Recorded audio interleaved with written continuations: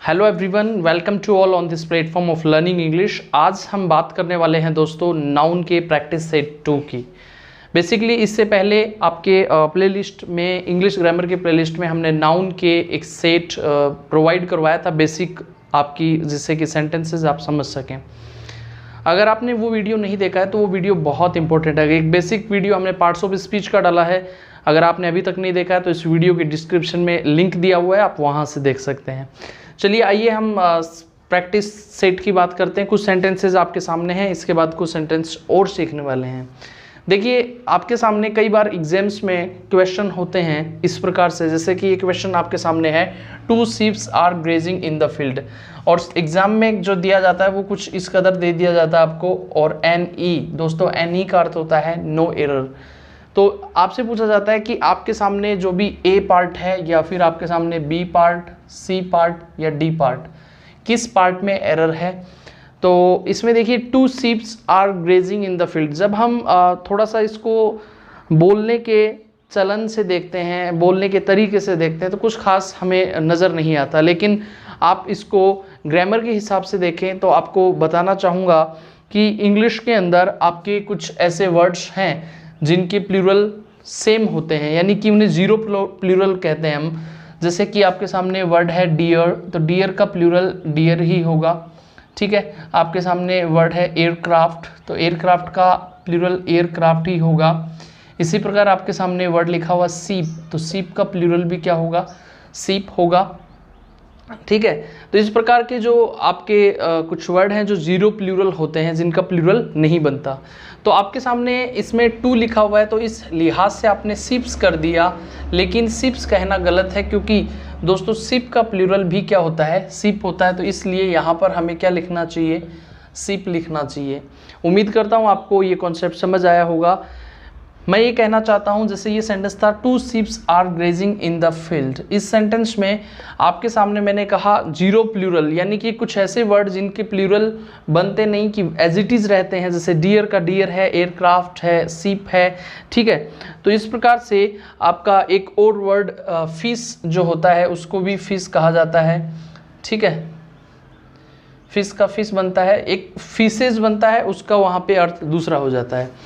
खैर, देखिए आगे की बातचीत को समझते हैं। इस सेंटेंस में पार्ट ए में एरर है। आपके सामने नेक्स्ट सेंटेंस है, और नेक्स्ट सेंटेंस आपका है उसी प्रकार से कि ए पार्ट में एरर है, बी में है, या सी में, या डी में। सेंटेंस को पढ़ते हैं। He has 4 offsprings. ऑफस्प्रिंग्स का अर्थ क्या होता है? ऑफस्प्रिंग्स का अर्थ होता है दोस्तों, जो आपकी खुद की, जैसे कोई भी पेरेंट्स हैं, उनके जो बच्चे होते हैं उन्हें हम ऑफस्प्रिंग्स कहते हैं बेसिकली। तो आप इसे कह सकते हैं कि आपके सामने जो भी वर्ड लिखा हुआ आया है ऑफस्प्रिंग्स, इस ऑफस्प्रिंग्स वर्ड को भी इसी कैटेगरी में शामिल किया जाता है कि ऑफस्प्रिंग वर्ड होता है जिसका जीरो प्लूरल जिसको कहते हैं। इसलिए यहाँ एस न होकर 4 के हिसाब से अपन ने एस लगा दिया, लेकिन यहाँ भी एस नहीं आएगा। इसलिए सेंटेंस को कहेंगे ही हैज़ 4 ऑफस्प्रिंग, ठीक है। यानी ऑफस्प्रिंग को बेसिकली आप कह सकते हैं संतान, ठीक है। आइए नेक्स्ट सेंटेंस को समझते हैं दोस्तों। नेक्स्ट सेंटेंस आपके सामने है, only 1 inning has been played. Only 1 inning has been played, ठीक है। दोस्तों, अगर आपसे पूछा जाए कि इस सेंटेंस में क्या एरर है, तो अगर आप गौर से देखते हैं तो आपको एक बार पुनः इसमें कुछ खास नज़र नहीं आता। अगर आप कॉम्पिटिटिव लेवल की तैयारी कर रहे हैं तो आपको बिल्कुल एक बात समझ आ सकती है। देखिए, आपके सामने कुछ ऐसे वर्ड्स मैं उनकी सूची बनाना चाहूँगा। जैसे मैंने लिखा इनिंग, ठीक है। तो दोस्तों, इनिंग नाम से कोई वर्ड नहीं होता, इसे हम इनिंग्स ही कहते हैं। क्या कहते हैं? इनिंग्स ही कहते हैं। इसी प्रकार से अन्य वर्ड्स की बात करूँ तो सीरीज़ है, सीरीज़ है आपके सामने, स्पेसिस जो वर्ड है, ठीक है, आर्म्स है। इसलिए कई बार क्या करते हैं, जैसे कि ये सेंटेंस ओनली 1 को देखकर आपने सोचा इनिंग लिखना सही रहेगा, जबकि इनिंग्स, बल्कि इनिंग नाम से कोई वर्ड नहीं होता। इसलिए हमें यहाँ पर क्या लिखना पड़ेगा, इनिंग्स लिखना पड़ेगा। यानी कि only 1 innings has been played, ठीक है। नेक्स्ट सेंटेंस पे आते हैं। नेक्स्ट सेंटेंस है he can not leave his headquarter. Without permission. दोस्तों वही बात हुई, ही अपनी जगह सही है, कैन नॉट, कैन मॉडल है, उसके ठीक बाद वर्ब की फर्स्ट फॉर्म चाहिए जो कि यहाँ है ही। हिज प्रोनाउन के रूप में है हेडक्वार्टर, आप जानते हैं, और विदाउट, बिना परमिशन के, यानी कि वह बिना परमिशन के हेडक्वार्टर नहीं छोड़ सकता। अब दोस्तों आपके सामने एक और वर्ड आया हेडक्वार्टर, और हेडक्वार्टर भी इसी सूची में शामिल होता है जिसे हम हेडक्वार्टर नहीं कहकर हेडक्वार्टर्स कहते हैं। इसलिए हेडक्वार्टर भी इंग्लिश में कोई ऐसा वर्ड नहीं, इसलिए इसे हेडक्वार्टर्स कहा जाता है, हेडक्वार्टर्स। ठीक है, तो इस सेंटेंस में आपके सामने एरर यहाँ है। सेंटेंस नंबर 5 आपके सामने है दोस्तों, I bought a pair of scissors और सीजर यस्टरडे। सीजर आप जानते हैं कैंची होती है, ठीक है। I bought a pair of scissors और सीजर। देखिए आपको बताना चाहूँगा कि कुछ पेयर नाउन होते हैं, नाउन जो होता है पेयर नाउन के अंदर आपके सामने कुछ वर्ड हैं, जैसे कि मैं कहने की कोशिश करूँ सीजर्स, जीन्स, पायजामाज,